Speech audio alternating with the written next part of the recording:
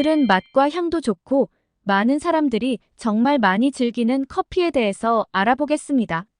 하루 두세 잔의 커피는 집중력을 높이고 혈액순환을 돕는 등 다양한 건강상 이점이 있습니다. 하루 세 잔의 커피를 마시는 사람들은 커피를 마시지 않는 사람보다 3년에서 7년 정도 수명이 긴 것을 확인하였습니다.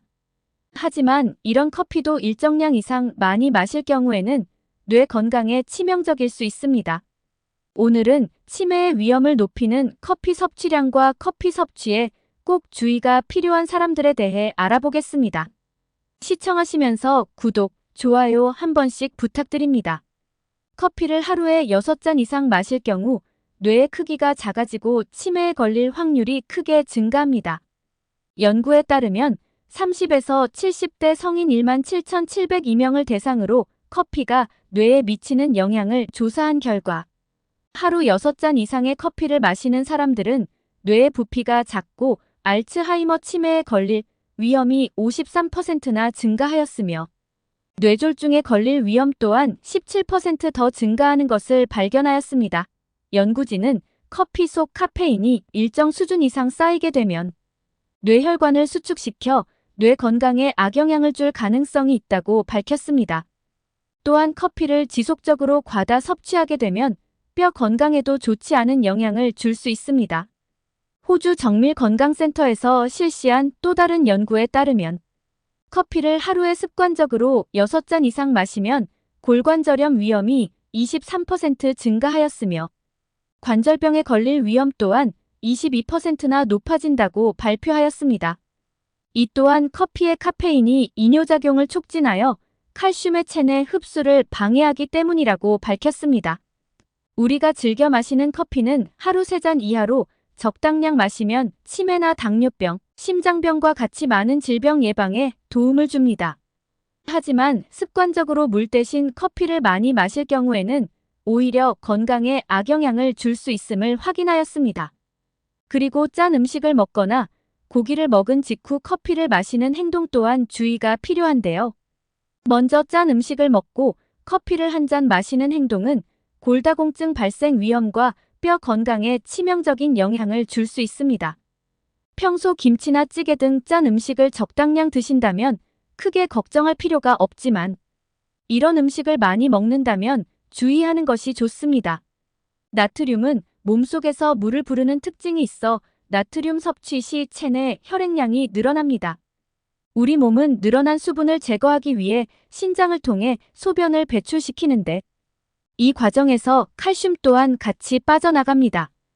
이런 상황에서 커피까지 마신다면 커피의 이뇨작용이 더해져 칼슘의 배출량이 더욱 늘어날 수 있습니다. 필요 이상의 칼슘이 소변을 통해 빠져나가는 것이 반복되면 뼈는 점점 약해지고 가늘어져서 골다공증 발생 위험이 높아집니다. 그렇기 때문에 과도한 나트륨의 섭취는 피하고 라면과 같은 짠 음식을 먹은 후에 커피를 마시는 행동은 더욱 주의하시기 바랍니다. 그리고 고기를 먹은 후 텁텁함과 느끼함을 없애기 위해 커피를 마시는 사람들이 많습니다. 하지만 고기를 먹고 나서 바로 커피를 마신다면 영양소 손실은 물론 소화에도 악영향을 줄 수 있는데요. 고기의 풍부한 철분은 몸속에서 커피의 탄닌과 만나면 소화가 잘 되지 않는 탄닌철을 만들기 때문입니다. 탄닌철은 불용성 물질로 체내에서 소화가 잘 되지 않고 오랜 시간 남아가스를 생성하고 복부 팽만감과 속쓰림을 유발할 수 있습니다. 평소 고기를 먹고 속이 편하지 않았다면 식후에 커피나 차를 마셨는지 확인해 보시기 바랍니다. 또한 건강 상태에 따라 커피의 섭취를 한 잔 이하로 제한해야 하는 경우도 있으니 지금부터 말씀드리는 내용에 해당하는 분들도 커피 섭취에 더욱 주의하시기 바랍니다. 커피 섭취에 주의가 필요한 사람 첫 번째는 고혈압 환자입니다. 평소 혈압이 높거나 커피를 마신 후 심장이 두근거리는 증상을 느낀다면 커피를 마시지 않는 것이 좋습니다. 이는 커피의 카페인이 혈압을 상승시켜 나타나는 증상으로 즉각 커피 섭취를 중단해야 하는데요. 미국 임상영양학지의 자료에 따르면 하루 한두 잔 커피를 마시는 것도 고혈압 환자의 혈압 상승과 혈관 스트레스를 높여 증상을 악화시킨다고 밝혔습니다. 또한 커피에 함유된 카페스톨 성분은 콜레스테롤 대사와 생성에 관여하여 건강에 악영향을 줄 수도 있습니다. 이 성분은 좋은 콜레스테롤 HDL과 나쁜 콜레스테롤 LDL을 서로 바꾸는 역할을 하여 혈압과 혈관 질환 위험성을 높입니다. 평소 혈압이 높거나 커피를 마신 후 혈압이 상승하는 증상을 보인다면 당장 커피를 끊는 것이 좋겠습니다.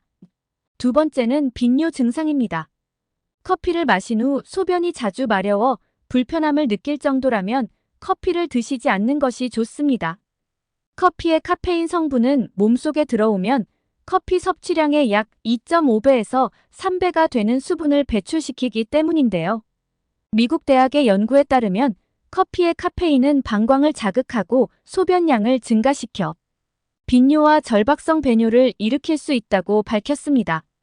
평소 방광이나 배뇨에 문제가 없다면 괜찮지만 이런 부분이 민감한 사람은 커피 섭취에 주의가 필요합니다. 세 번째, 불면증 환자입니다. 잠들기까지 오랜 시간이 걸리거나 중간중간 자주 깬다면 커피를 끊는 것이 좋습니다.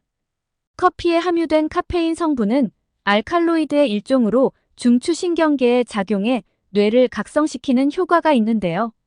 이런 작용은 집중력이나 업무 효율을 높이는 데 도움을 주지만 활발한 뇌 활동으로 숙면을 방해할 수 있습니다.